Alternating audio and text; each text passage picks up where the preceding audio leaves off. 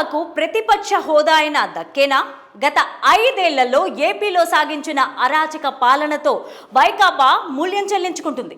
ఎన్నికల ఫలితాల్లో ఆ పార్టీ ఘోర పరాభవం దిశగా వెళ్తోంది. గత 5 ఏళ్లలో ఏపీలో సాగించిన అరాచక పాలనతో వైకాపా మూల్యం చెల్లించుకుంటుంది.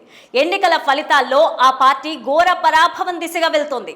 వైఎస్ జగన్మోహన్ రెడ్డి నియంతృత్వ పాలనకు రాష్ట్ర ప్రజలు చరమగీతం పాడుతూ తెదేపా నేతృత్వంలోకి కూటమికి ఘన స్వాగతం దిశగా తీర్పు ఇస్తున్నారు.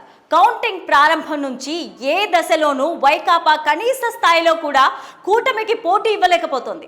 వారు వన్ సైడ్ అన్నట్లుగా రాష్ట్రంలో దాదాపు 90% స్థానాల్లో కూటమి దుమ్ము లేపింది. అయితే ఇప్పటి వరకు జరిగిన అన్ని రౌండ్లలోనూ వైకాపా చతికిల పడింది. ప్రజా తీర్పు స్పష్టం కావడంతో పలు చోట్ల ఆ పార్టీ అభ్యర్థుల లెక్కింపు కేంద్రాల నుంచి ఇంటి ముఖం పడుతున్నారు. అయితే ఫలితాల సరళి చూసిన తర్వాత వైకాపాకు ప్రతిపక్ష హోదా అయినా దక్కుతుందా అనే అంచనాలు, అనుమానాలు కూడా వ్యక్తమవుతున్నాయి. అయితే ఆ హోదా రావాలంటే 18 మంది ఎమ్మెల్యేలను గెలుపొందాలి. ఇప్పటి వరకు వెలువడిన ఫలితాల్లో అంతకంటే తక్కువ స్థానాల్లోనే ఆ పార్టీ ఆధిక్యంలో ఉంది. వైకాపా కంటే మెరుగ్గా జనసేన సొంతంగానే 20 స్థానాల్లో లీడ్లో ఉండడం గమనించాలి. అయితే ఈ పరిస్థితుల్లో వైకాపాకు ప్రతిపక్ష హోదా అయినా దక్కుతుందా లేదా అనే చర్చ రాజకీయ వర్గాల్లో నడుస్తోంది.